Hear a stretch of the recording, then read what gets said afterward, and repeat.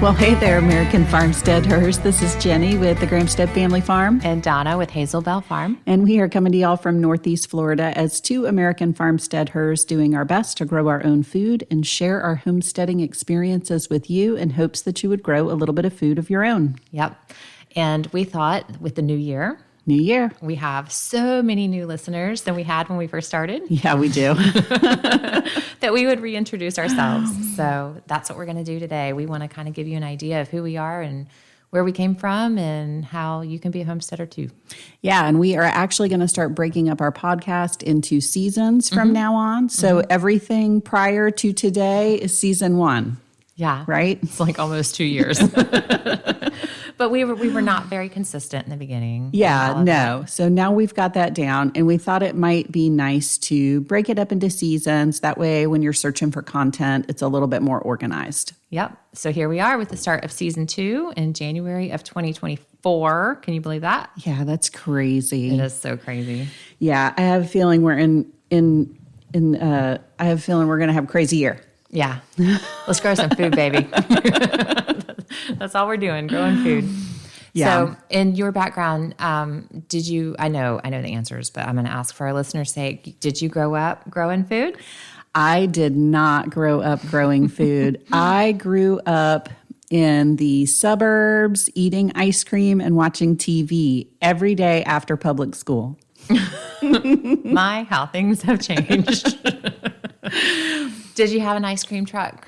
Yeah, we did. We totally had the ice cream truck, had all the typical neighborhood stuff growing up. And I mean, it was great. I mean, I had a great childhood. It's just been completely different from how I raised my kids and how we live now. So how did that come about? How did you decide this is what you want to do? Was it overnight or was it a long... No, it definitely wasn't overnight, but I will tell you that it started with chickens. It's true. They are the gateway drug. Right. That's what they say. Yeah, started with chickens for sure. When both of my girls were super, super, super little, we got a couple of chickens and the girls loved them. You know how little girls are with chickens. They want to hold them. And now we're totally different with our chickens. They're all wild and free range, but the hands-off farm. Yeah. Right. Yeah. So, I have absolutely no farming background at all. And I mean, after we moved to the homestead that we're on now 8 years ago, after we, moved there and kind of got that established, I really started wanting to share what we do for the simple fact that I did not come with any knowledge into this. It was all trial and error, no farming background, no gardening background. And I just really wanted to share it with people to show people that doesn't matter. If I can do it, anybody can do it. Exactly. If I figured it out, I know everybody else can figure it out. So, and that's the thing. It's been a lot of figuring it out. It's been a lot of learning. A lot of learning, a lot of figuring it out. Yeah. But the good news is that, it was created to work. Right. So, and it does. I'm a firm believer that if you're just a good steward with it, that things will work out. And that doesn't mean that you won't have failures, because that happens still consistently. That's just part of it. That's how you learn. Yeah, that's how you learn. Yeah. And it's not a failure if you learn. I got my mom, she was interested in sourdough and and doing it. And so for Christmas, I got her a kit, a sourdough bread making kit thing and a starter. And she's so scared to mess it up.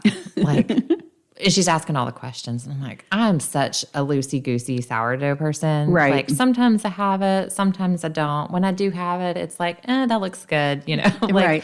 I'm not a by-the-rules person with it. I don't necessarily follow any particular recipe. I just kind of wing it. Yeah. And sometimes it's better than others, And so she's got all the questions. She's babysitting it, doing all the things. Well, they have a vacation place that they spend weekends at. And she went there and forgot that they're on chlorinated tap water there. And she fed her starter and killed her starter.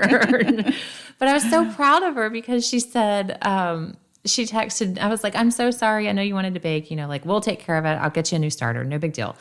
And she's like, that's okay. I knew it was going to happen or, something like that, but I'm ready to start again. Right. Like she's ready to move forward. She learned from it. Right. That's what she said. That's okay. I'm learning. Yeah. I was like, yes. Yes. Yes. And isn't that like what we want to apply to all facets of what we're doing on our homestead all the time? Like, yes. That's okay. I'm learning. Yeah. And I think if you can just keep that in, the back of your mind all the time with all things, like, you'll be okay with failure. Yeah. Yeah. And I mean, homesteading and all that comes along with it, it's a continual state of learning. Yeah. Continual. Yeah, it is. You can never know it all. No. So what about you? Did you come from a farming background? No, I can't say that I came from a farming background. Okay. We there was a transition. So You lived in a barn. I did. I have lived in a barn, in the same barn, actually, a couple of times in life. But before that, I actually was also in the suburbs and very much a latchkey kid, running the neighborhood, the ice cream truck, the friends, the riding our bikes to the gas station, all of that. And I think I was 11 when my family moved out of that into a rural town. Okay. That is not so much anymore, but it was when we moved there. And, where it was dirt roads and the minimum size lot was an acre. That was like all the space in the world to me, and we could run those dirt roads and we could run the woods on go-karts and we could ride horses down trails and that. And when my family moved, we had the mindset of this, we're going to grow some food. And I didn't quite grasp that then. Like a lot of this has come to me in retrospect. Like that was their goal. But also like, it's hard, it's really hard. And, to go from a dual income family to, we're going to commute even further into the city to work. Yeah. And less time. Right. Exactly. and grow food. Yeah. Like all of that I think was difficult. And my parents did it for a few years and then it just got to be too much. And, they made changes. They started a business. This is now like 30 years ago. Right. That is very successful now that they're getting ready to retire from. Nice. So, it's been great. And, but at that time the growing food was not a priority anymore. Yeah. And, it's really hard when you're working. It is. And I was at an age where I was like, okay, like I get it. When the feed bill is $500 a month and you don't have the time to work with those animals or do anything with them. Like that's a hefty bill, especially 30 years ago. Right. And, as I was a teenager and the only thing I saw in my bratty little mind was they sold our animals. Like they don't care about us. They sold our animals, and I knew in my heart, that's not what it was. But, looking back, that was the seed that was planted for me to want to live this life. Yeah. So I finished out my teen years, got into young adulthood. And, from that point on, we had chickens. We have had different animals over the years. Now, Eric and I, it's been like 25 years we've been together and we've had just about everything at some point. And some things, like some things we failed at and thought, okay, we want to get better at that. And we did. And some things we failed at and thought, okay, that's not for me. That is just not for our family. And then things changed, like where we once kept a lot of hogs. We don't do that anymore because our family changed, like our needs changed, our dynamics changed. And I don't know that like now the dairy cow thing is the center of our homestead and the biggest part of our homestead. Yeah. And I don't know that I'll do that forever. Right. I mean, we're using less and less dairy in this household, so it doesn't make sense. Right. I mean, needs change and everybody's situation is different. So everything's not going to work well for everybody. And over the years. Every season of life. Every right. season of life is different. Like same with us. Like there was times where we had 10 or 12 pigs. Right. We're not there anymore. If we're going to do a pig, it's going to be one or two, and we might keep one Yeah. because, all the kids are getting older and moving on. And Not eating at home as much anymore. And it's less helpful hands when you need them. Yeah. Like now I have to schedule a project. Yeah. Like, hey guys, I really need some muscle in the garden or a pig pen or, whatever it is. Can you please be home Sunday afternoon so we can all work on this together? Yeah. That kind of thing. Yeah. Whereas before I just knew that they were going to be there. They were there because they were homeschooled and home all the time. And it was part of the day. It was part of the day. Yeah. It was part of their life. Mm-hmm. Mm-hmm. So things have changed, but that's kind of where I came from. Like we kind of had some animals. Mm-hmm. We never gardened. I have told stories in the past about the crazy things my grandfather, quote unquote, gardened. Right. He had a farming background from his younger days. So when we did move to a more rural space, we had his brain to pick. Right. He helped a lot with all the things my parents attempted. Mm-hmm. And some of them were more successful than others. They did well at pigs, for example, for a while. And selling pigs is what fed us. Yeah. For a while. But then, my mom wanted a dairy cow. Mm-hmm. And that didn't go so well. So that was my baby. And honestly, like that was the true seed for me of this is the lifestyle I want. Mm-hmm. And dairy, it always came back to the dairy cow, to the point when we finally decided, Eric's like, whatever, if that's what you have to have, then that's what we'll do. Right. And I think most people, including him, thought she's going to get bored with this, because I tend to do that. Like, yeah, I want to do it all. Right. And then it's fresh and new. There's a lot to learn. Dive in head first. It's all exciting. And then I get bored with stuff. And, I think he thought that's what would happen. And here we are. He's going, how far away do we have to drive to get this cow? Right. Instead of there was a time where he would say, absolutely not. That's ridiculous. We're not driving 5 hours to get a cow. Right. So now he's like, okay. Just tell me when. Right. That's funny. So it is funny. Well, my grandparents, they did not have a farming background, but I do remember that my grandfather, he would grow tomatoes in the spring, mm-hmm. And he would keep a barrel of water by his tomato plants, and he would just put a scoop of chicken manure in his barrel of water every couple of days, and that was the water that he used on his tomatoes. How about that? And so I do remember that about my grandfather, but now my great-grandmother, her and her husband, they actually, I kind of wish I lived like back then. Yeah. They settled a plantation. Wow. In Maine. It's called Savoy's Plantation. They were one of the original families to settle that plantation, and they built their house there. They grew an apple orchard, so they sold apples. And then she was also the largest producer of eggs for the grocery stores, in that region. And so they would pack their truck full of eggs and go deliver them to all the grocery stores. And my mom remembers doing that as a really, really little girl. That's funny. Driving around with her grandma delivering eggs. Wow. So that's kind of cool. Yeah. Mm-hmm. I bet if most people traced back, even just they would find their greats. Yeah, just their first greats. Yep. They would find a more agrarian life. Yeah, they would find it's just the way life was. That's how it was. You know, everybody did a little something. Mm-hmm. And it's really kind of sad that we've moved away from that. I think so too. That's that's why we do what we do here. Yeah. Is we want to encourage you to grow your own food. Yeah. Even just a something. Right. A row of green beans. Mm-hmm.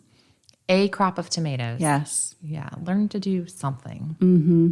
So. Yeah. So other than dairy, tell us about your farm. What else is going on at your farm? So by default, we have to keep our dairy girls breeding.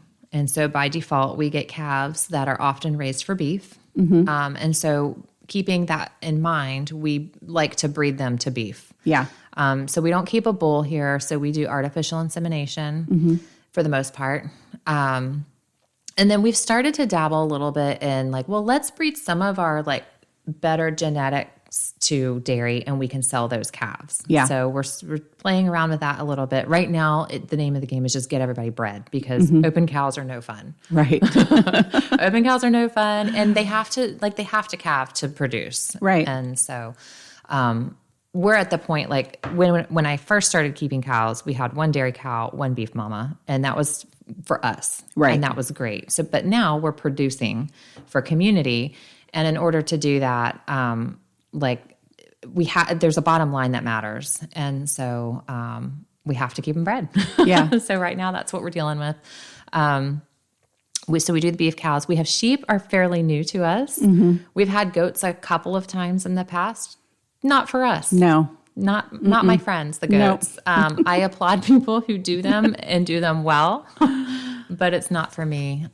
Sheep are so much easier. Yeah, they are. I love to keep, like, the ewes are great. I love to run the ewes with the cows. The rams, I have noticed, this is only the second time we've had a ram here, but when they rut, they want to fight the cows.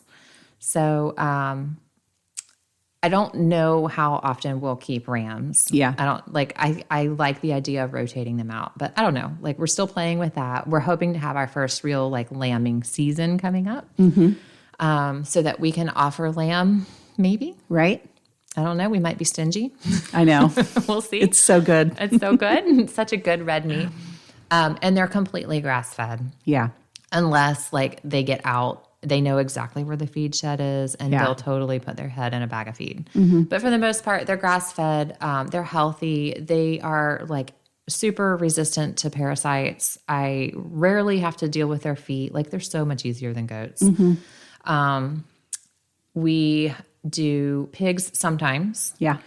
I'm ready to bring back. Like, I really want to breed pigs again.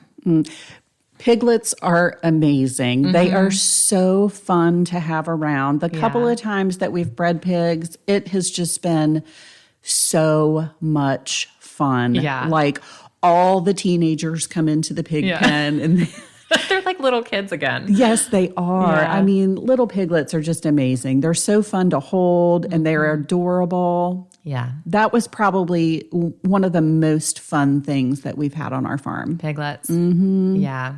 Piglets are fun. All the baby animals are fun.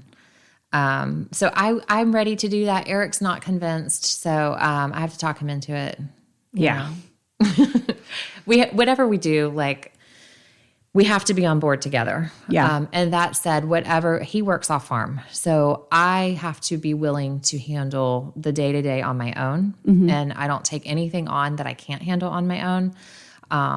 But he also has to be on board. Like, I never do stuff without, him in agreement. Unless, like, I do have a habit. We're a hunting family, and I don't get to go anymore so much because I'm managing the farm. Right. But if he takes a trip out of town on, like, a decent hunting trip, I have been known to have animals here that we didn't discuss when he gets home. Right. And there's nothing he can say, because I'm like, well, they're already here. You were hunting. You went to Canada. You went to Texas, or what? I don't know. And he's like, okay, got it. Right. So, but I haven't done that in a while. I've been pretty good. But that's funny. Yeah, for the most part, I try to only, not overwhelm myself, whatever I can handle on my own. Pigs I can handle on my own, but I have to build a good space for them to make it so. Yeah. I'm ready to do that. And then we've had other stuff over the years, rabbits, quail. I would also like to bring quail back. Bring quail back. Yeah. Mm-hmm. That's a maybe goal this year. It's not a top priority. Mm-hmm. One of my top priorities, though, is the garden. So I have a great big giant garden, bigger than I've ever had before here at this home. And it's been overwhelming to me. Yeah. But I'm finally at a point where I think I'm getting it under control and starting to build good soil. Mm-hmm. And it takes a long time. It does. It does. And so I'm hoping to, like, really get it to produce this year and grow close to 100% of our vegetables. Mm-hmm. I don't know that we'll ever do 100, because, like, we also, we like to buy stuff that's not in season, and because we're spoiled, right? Right. And because we can. So I'm sure we'll always do that to some extent. I just would like to minimize that and do more from home. Mm-hmm. So that's my big priority. And then chickens, like, If Right. you don't have chickens, are you even a homesteader? Right. I don't know, because it is the gateway. Yeah, so we do meat and egg laying Yeah. chickens. Nothing fun, nothing like fancy breeds. I'm all about production. Yeah. Production. And then, of course, you end up with barnyard breeds, you know? Yeah, mixes. Yeah. With the roosters running around. Yeah. Yeah. I'm actually considering replacing my chickens this year. Like all of them? Yeah, I think so. Just like a clean slate. Yeah, I kind of think so. Maybe sell off some of the older hens and start fresh, start younger. Wow. Wow. That would be a lot of chickens to get rid of, though. Somebody asked me the other day, how many chickens do you have? I'm like, I have no idea. I never know. It's probably somewhere around like 40, 45, maybe 50. I don't even know. Yeah. I don't even know. And I have a lot of roosters right now that I need to get rid of too. So that's a large portion of my chicken family. Which is not really producing. No. I mean, more babies on occasion. Yeah. But Yeah. the roosters don't do a lot of good. I mean, they do protect your flock some. But if you're after production, too many roosters is not a good thing. Yeah. Yeah. So. And what else? Share what else you have. Okay. So we're on 10 acres. We moved there about 8 years ago and built that homestead from the ground up. I can't believe it's been that long It's ago. insane that we've been there for 8 years. It is. It feels like yesterday. It really does. And I mean, so much has happened. I think back on it, like so much has happened. I remember having the excitement for you to have purchased that property. Oh, and my gosh. It feels like not 8 years ago. No, it does not feel like 8 years ago. And I feel like it's so lived in now, you know, Like you've always been there. like we've always been there. That's cool. Yeah, like people will often ask us, how long have you lived here? And we'll just tell them 8 years. And they're like, for real? Like, I don't know. We just feel very lived in. So a lot has happened in that 8 years. But I mean, basically we just went into it with the concept of, hey, let's pick one big thing and do one big thing. And that at the time was, let's start the big garden. And that was really what we focused on because we already had chickens at that point. So we moved there like with our chicken coop and got that set up. And then once we got the garden going, it was like, okay, Now what? what next? We had a lot of like pasture space that was pretty decent established grass. Yeah, I mean, our property was a cow pasture Right. Prior to, and it actually used to be a hayfield. I mean, like when the grandfather owned, not my grandfather, but the neighbor's grandfather, he ran it as a hayfield. And he did have some cows out there, but they cut hay. So, I mean, it's really good grass. Right. It's a perfect pasture. Yeah. So, so we had lots of pasture grass to go on, but we didn't go with pasture animals right out of the gate. We went with pigs and really kind of got used to having pigs and tried to figure pigs out. I'll never say that we figured them out because they always get out. But I'm pretty convinced now I have an idea of how I would do it if I wanted to keep them permanently, but I'm not sure that that's something that we'll do. Pigs are kind of like an on again, off again thing for us. Us too. You'll get a couple piglets, you'll raise them up, and then you're done with it for a little while. Yeah, I don't know that I want to keep breeder pigs. Right. Yeah, I don't think we'll keep them full time. Right. For a while, we thought we were going to, and we were keeping a lot of pigs, but boy, I tell you what, there's nothing like a stressful day when you have like 10 or 12 pigs out. Right. I mean, that is pure insanity. So, basically we've just added one thing at a time every single year. And whenever we feel comfortable with what we've added, we'll go on to the next thing. So we have a small flock of sheep, Florida Cracker, Katahdins, and Black Bellies. And we really enjoy keeping those. We try to rotate them around the property on portable electric fence, which usually works out pretty good until you get, like right now we have a ram lamb that has horns, and he just shorts out the fence all the time and gets his horns stuck in the fence. Oh, no. And then he knocks the fence down and all the sheep get out. And they don't really go anywhere, but it's still just like a pain in the butt. Right. Or if we're not home and you have a sheep stuck in the fence, like that's an issue. So... and you do have a couple of neighbors, like... Yeah, we do. And they always end up at my neighbor's, like eating her landscaping. Right. Luckily, she's been very kind about it so far. So for right now, we're actually about to butcher that ram lamb with the horns. So once I get him butchered, I can put the sheep back out in the pasture and start rotating them around because we've got a pretty good stockpile in one of our pastures. So that's the plan for them. And we really enjoy keeping the sheep and just hope to just kind of slowly grow the flock. Yeah. And get some more ewes so we can have some more lambs. Yum. We're waiting on a ewe right now to lamb. I think she might have twins. She's giant. Has been leaking milk for like 24 hours. Like It should be today. it really should. That's what I said yesterday. She's got to. She's got to. Yeah. And so, yeah, any day on that. We also do pastured poultry, which we do, I don't know, we probably do maybe 4 batches a year and sell pastured poultry to some people that we know. And we also keep cows, mostly beef cows. And that, gosh, our little herd of cows has really grown. Yeah, it has. I have 12 out there right now. Wow. Going on 13 because I'm going to go look at another one today.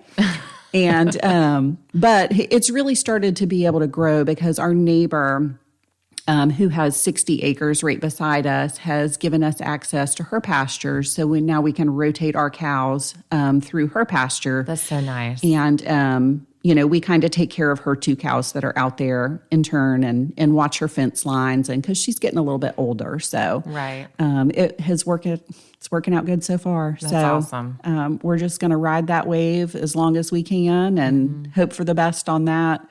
Yeah, that's a question I get all the time is how many cows per acre can I keep? Or if I have this much, how many cows can I keep? And Yes. it's going to be different for everybody. Yeah, it's going to be different for everybody. It's going to depend on your pasture, but a good rule of thumb on quality pasture is 1,000 animal unit pounds. So that could be 1,000 pounds of sheep. Right. And we're talking about ruminants here. So 1,000 pounds of an animal unit per acre. Right. On established pasture. Right. Yeah. See, and my grass is nowhere near that, so I couldn't do that at all. But I love that you have the neighbor to be able to utilize and help her space too. And that not only helps her out, but it helps her land. It helps her land her out. grass. Yeah. Yeah, it absolutely does. Because, a big wide open pasture like that, if you don't have something grazing on it, you are going to be spending a ton of time mowing it and maintaining it, or it's just going to grow up and be a forest. Right. And you're going to end up with a lot of dog fennel and other weeds. It's and going to be a mess. It's going to mess up the grass. So, Yeah. yeah, that's cool. Lots has changed in 8 years. Lots has changed in 8 years. Yeah. So we grow 100% of our own meat and have done that for, I don't know, at least 4 years, I would say, maybe even 5 years. We still buy lunch meat. Well, yeah. When I say 100% of our meat, I don't mean lunch meat because my teenage boys love like a turkey sandwich, I'd like to get beyond that. Yeah. Yeah. I'm okay without lunch meat. I could do without lunch meat. I can do without lunch meat, but my people can't. But yeah, my husband and my boys, they like a good sandwich. So when I say I'd like to get beyond that, I'd like to produce the lunch meat. Yeah. Yeah. I don't know. Yeah. I don't know if it'll ever happen. Mm-hmm. Like to do it on a continuous, regular basis as much as we go through. And that'll be less because our children are young adults now. Like they're knocking on the door of flying free. I know. So much is changing with the kids getting older. Like I'm really starting to look at my garden and going, do I need this Do I much? need that big of a garden? Yeah. Like I can plant it all out and it'll all grow. But then what am I going to do with all the produce? Like we're not going to eat it all, and I could sell it, but, then That's just one more thing to have to do. It is. It's one more thing to have to do. It's one more thing to have to manage. And, the correspondence that comes with that. And I have found that selling product takes a lot of the joy out. You know what? It does. It just does. I hate to say it like that because I honestly have like the best customers. Yeah. I mean, we have a lot of customers right now with our dairy and they are all great. Mm-hmm. But making sure that, they have to come first. Yeah. Which doesn't really make sense on a homestead level, Like my family gets like the oldest milk. Right. That doesn't make sense. Like, why am I doing what I'm doing? It's true. It's like the same thing with eggs. Like the freshest eggs always get sold. Yeah, or the cleanest. The cleanest, right. Like, so all the questionable ones get put on my counter. Yeah, exactly. It's just how it is. It does take some of the joy out, but I also like serving community is part of what I want to do. Yeah. And so there is joy to be found there too. Yeah, absolutely. Yeah. So that's us. Yeah. Right? That's it. That's Jenny and Donna. It is. Yeah. So we just thought, for any of you new listeners that haven't gone all the way back to the beginning, that you just might appreciate a little bit of an introduction to make sure you understand who we are and what we do. Yeah. So we obviously have the podcast, but we also have a blog where we talk about all things homesteading over on our blog. So definitely check that out at AmericanFarmsteadhers.com. And we've got a couple of events coming up. Yep.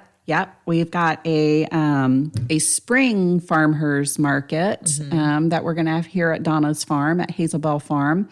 That is going to be March 30th. And then we got a bigger event in the works, which we are really praying about and crossing our fingers over. Y'all pray over us. Yes. Please.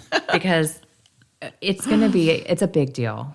It's a big deal. And as homesteaders, you tend to kind of be a little introverted.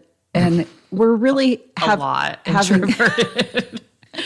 Yeah, we're struggling with some things right now, and correspondence is not easy. No. Communication is not easy. No, and you really have to just put yourself out there. Yeah. And that's kind of what this is requiring. In a public view. Right. So pray for us. Yes. So that event, we are hoping to have that on May 18th at our local fairgrounds. And we're hoping to have like a full day of like homesteading demonstrations where we're going to do some butchering and all kinds of stuff, all things homesteading, and hopefully get some keynote speakers to come in to talk about growing some food. Yeah, tickets on sale soon for that, so be on the lookout. Yeah. All right, well, we're glad that y'all are here with us in 2024. Season 2. Season 2. Here we go. All right, well, we'll talk to y'all next week. Bye. Bye.